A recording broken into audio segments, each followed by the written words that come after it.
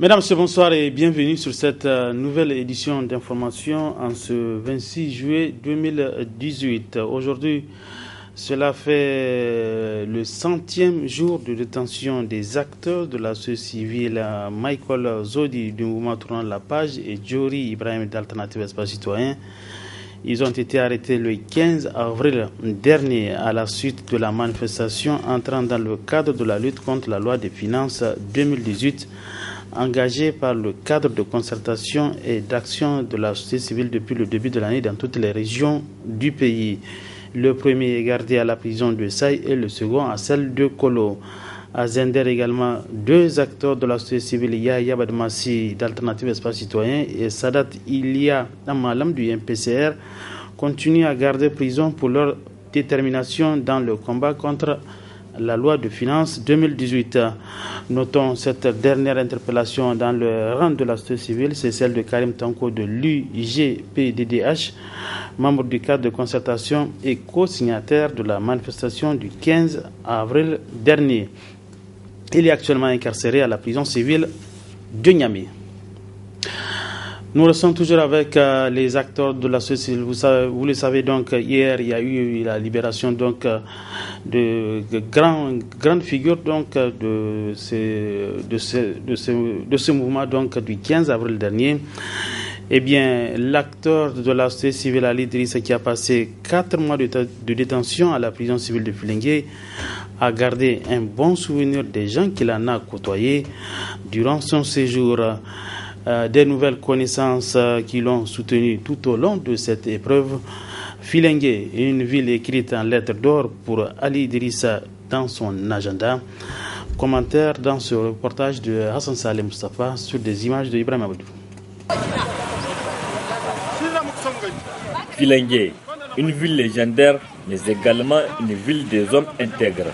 C'est dans ce département, situé dans la région de Tillabéri, que le coordonnateur exécutif national du ROTAP, l'acteur de la société civile, membre du cadre de concertation et d'action citoyenne de la société civile, également directeur général du groupe de presse Labari, Ali Idrissa, a séjourné dans cette prison 4 mois durant.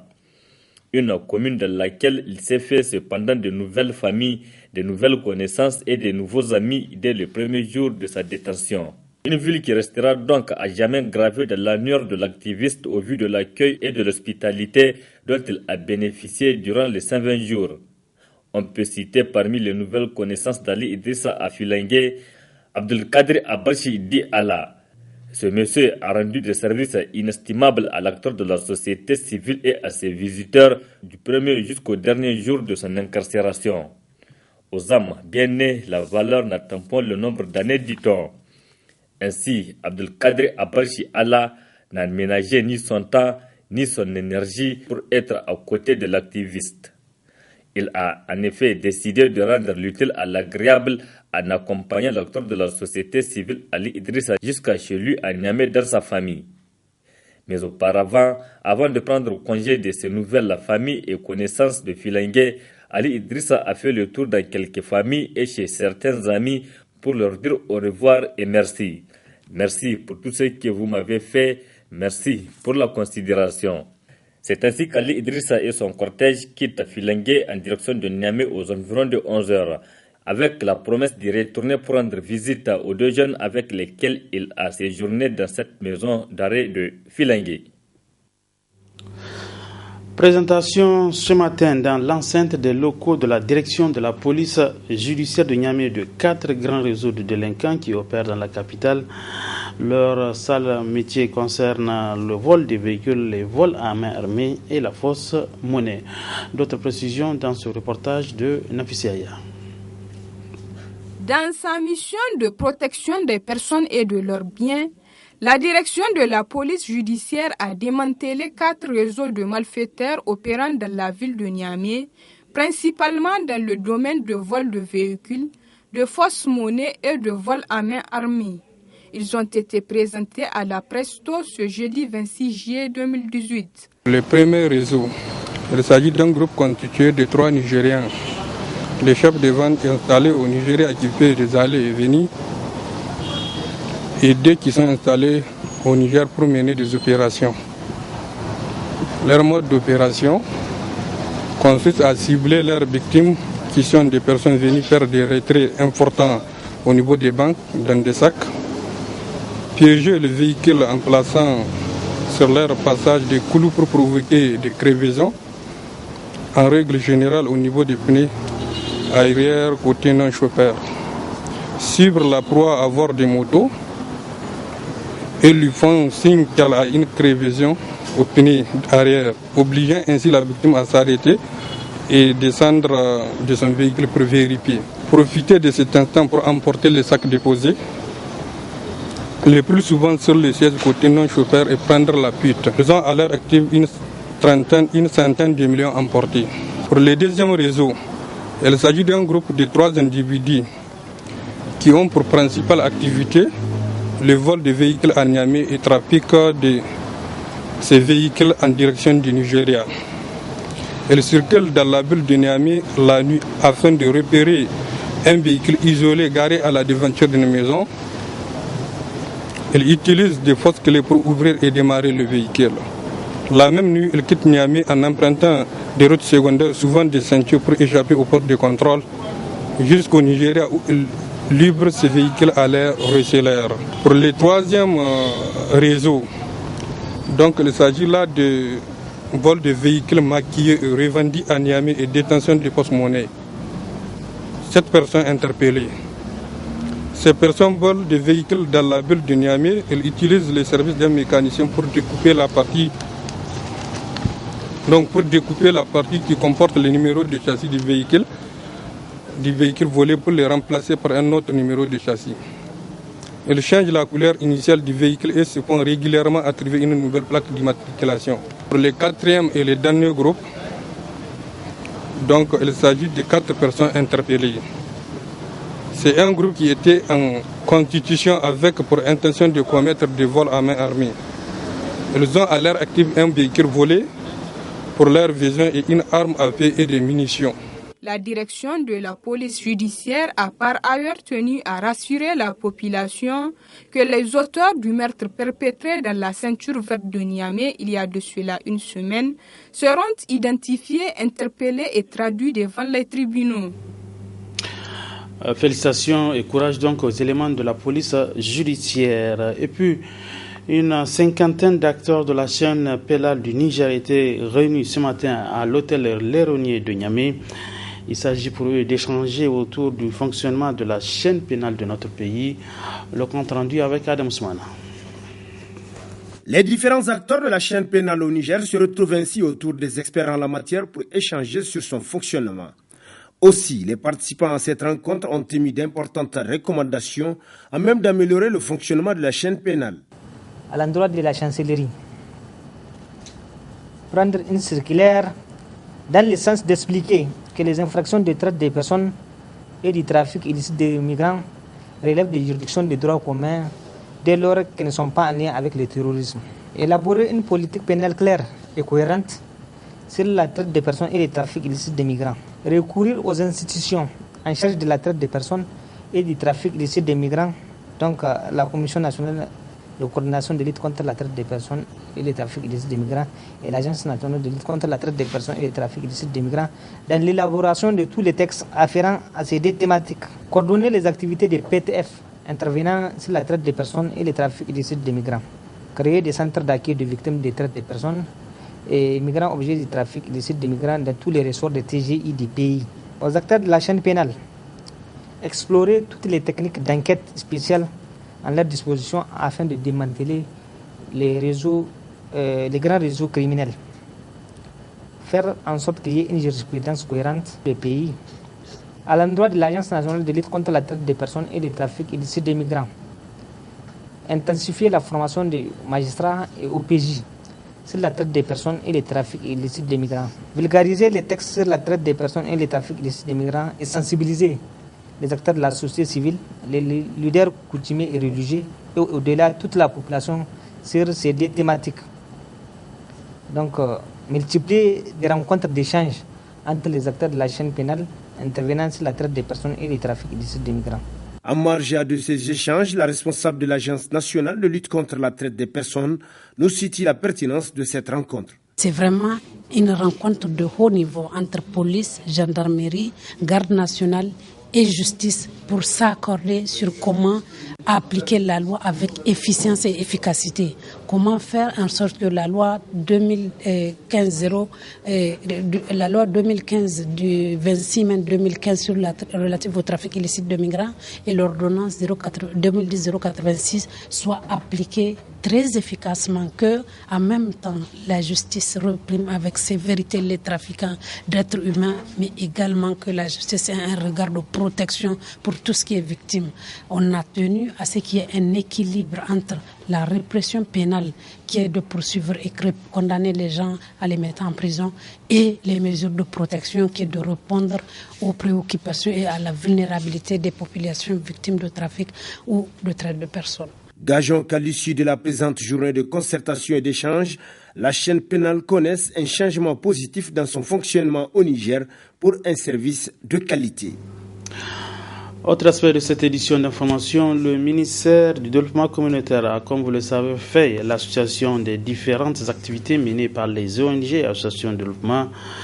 Il ressort du bilan dressé que plusieurs ONG et associations de développement n'ont pas déposé leur rapport. Le reportage est de Hassan Salim Moustapha. Ce bilan fait état de 2735 organisations non gouvernementales et associations de développement qui sont actives au Niger, dont 218 internationales. Peu d'entre elles ont déposé leur rapport d'activité. C'est à peu près un peu plus de 600 qui ont en tout cas régulièrement produit des rapports en 2017, ce qui est quand même assez faible. Le troisième constat, c'est également la création d'emplois. Il y a eu à peu près 14 000 emplois qui ont été créés. Et de l'autre côté, il y a eu à peu près 133 milliards qui ont été injectés par ces ONG-là dans le développement au niveau donc local. Un dernier aspect, c'est également les exonérations qui ont été accordées à ces ONG-là, qui se situent à l'ordre de 2,7 milliards de francs CFA. Pour le coordinateur d'EPAD Niger, beaucoup d'ONG et associations de développement invisibles existent au Niger. Il y a beaucoup d'acteurs gouvernementaux, ou j'allais dire étatiques, qui ont dans leur catalogue des ONG et qui souvent voient les ONG nationales comme des concurrents. Quand vous voulez des informations, les gens ne sont pas disposés à vous les donner. Vous voulez monter un projet, vous avez besoin de connaître un peu certaines spécificités, par exemple, de la commune. Les maires pensent que vous avez beaucoup d'argent. Même quand vous voulez demander ces statistiques-là, il faut des dessous de table. Conformément aux dispositions régulant ce secteur, les ONG nationales et internationales doivent travailler en parfaite collaboration, mais ce n'est pas le cas de la pratique, estime Sidikou Moussa. Les ONG internationales ont vocation à travers dans l'optique de ce que nous appelons le faire-faire. C'est une synergie, c'est une collaboration, c'est un partenariat qui doivent être tissés avec les ONG nationales pour que les ONG internationales là, puissent être au devant de la mise en œuvre des activités. Il y a véritablement une sorte de copinage aussi au niveau, par exemple, du système des Nations Unies avec certaines ONG internationales. Moi, je suis ressortissant d'un pays X de l'Union européenne. Eh bien, quand je suis à la tête d'une institution des Nations Unies, je privilégie les financements aux ONG qui sont issus, par exemple, de la même nationalité que moi. Les services compétents doivent donc prendre des dispositions pour recadrer les interventions des ONG et associations de développement, car ces dernières contribuent sans nul doute au développement socio-économique du Niger. Parlons à présent du nouveau site des commerçants du marché Djemadje qui est difficile d'accès pour les clients. Motif l'impraticabilité des voies selon les commerçants qui ont d'ailleurs lancé un appel aux autorités. N'est-ce pas, Asma Ousseidou? Depuis leur repositionnement sur leur nouveau site, il y a quelques mois de cela, tout tourne au ralenti pour les commerçants du marché d'Imadi. Situation géographique ou impraticabilité des voies en cette saison de pluie. En tout cas, eux, les clients se font rares à la grande déception du délégué du marché, aujourd'hui nommé marché Dolé. Et des places qui chabirse comme mètre carré yanno. Ama habo amangoy. Amangoy. Zama gunne o kayirgo. Nigi di haro noya. Nigo gay boray gay nangogiyo. On a été repositionné il y a quelques mois, mais cela n'a pas résolu notre problème. Eux-mêmes sont conscients que le site n'est pas aménagé. Comme vous le constatez, on est entouré par des eaux stagnantes. Il n'y a pas de passage d'eau. Aujourd'hui, on resterait debout toute la journée. Aucun client ne va rentrer dans l'eau pour venir faire ses achats. On souffre de manque d'électricité, de caniveaux et pire, on n'a même pas où se soulager, c'est-à-dire les toilettes. Moi, je suis ici parce que c'est mon lieu de travail, mais les clients ne sont pas obligés de venir, donc qu'ils nous trouvent des solutions.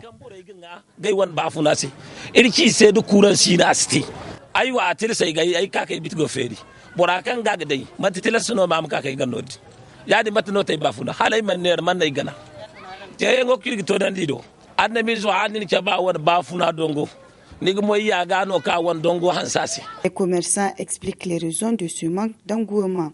Ida bo wal gonde masala do mi habo gonde masala sinda fondo e bumbo har yanago kadi har kambo kuna sibere habora ka. On a un sérieux problème dans ce marché. Les voies sont impraticables. Il n'y a pas la clientèle. Il n'y a pas d'engouement dans le marché. On est là assis seulement. Rien ne marche. Après la pluie, aucun client dans le marché.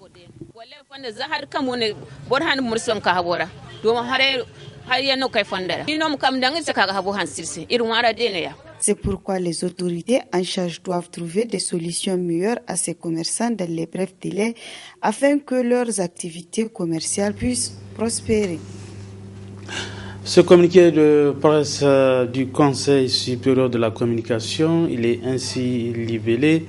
Le président du Conseil supérieur de communication informe les entreprises et organes de presse écrite et audiovisuelle qui souhaitent bénéficier de l'aide publique à la presse au titre des années 2016 et 2017 qui doivent déposer leur dossier de candidature auprès du Conseil supérieur de la communication à partir de la diffusion du présent communiqué jusqu'au mercredi 22 août 2018 inclus. Passé ce délai, aucun dossier ne sera accepté. Les entreprises ou organes de presse disposant de plusieurs journaux, stations de radio ou télévision ne peuvent soumettre qu'une seule requête. Le choix des bénéficiaires se fera sur la base d'un dossier dont les éléments constitutifs sont fixés aux articles 13, 14, 15, 16, 17, 18 de la délibération numéro 005-P-CSC du 4 juillet 2018, modifiant et complétant la délibération numéro 004-CSC-2015 du 31 décembre 2015, déterminant les conditions d'éligibilité au fonds d'aide à la presse et les modalités de son attribution. Il est rappelé aux bénéficiaires du fonds d'aide à la presse au titre de l'année 2015 qu'ils sont tenus pour prétendre à l'aide 2016-2017 de déposer leur rapport et les pièces justificatives d'exécution de leurs projets respectifs conformément à la convention signée avec le CSC. Pour tout renseignement complémentaire sur les éléments constitutifs du dossier, les intéressés peuvent s'adresser plutôt au secrétariat général du Conseil supérieur de la communication. C'était là un communiqué de presse du CSC signé le président Dr Kabir Sani. Du sport enfin, avec cette brève football, Racing FC de Bukoki a validé son ticket pour la finale de la Coupe nationale de football. Après avoir battu à l'aller Jean Gorzo FC de Maradi sur son terrain, l'équipe de Racing a remporté la manche retour cet après-midi au stade Jonathan Koutié sur le score de 2-1. En finale de la Coupe nationale édition 2018, Racing FC croisera le fer avec l'AS Garde nationale, Inch'Allah, le 3 août prochain. Ainsi prend fin ce journal. Mesdames et messieurs, merci à vous de l'avoir suivi. Bonsoir.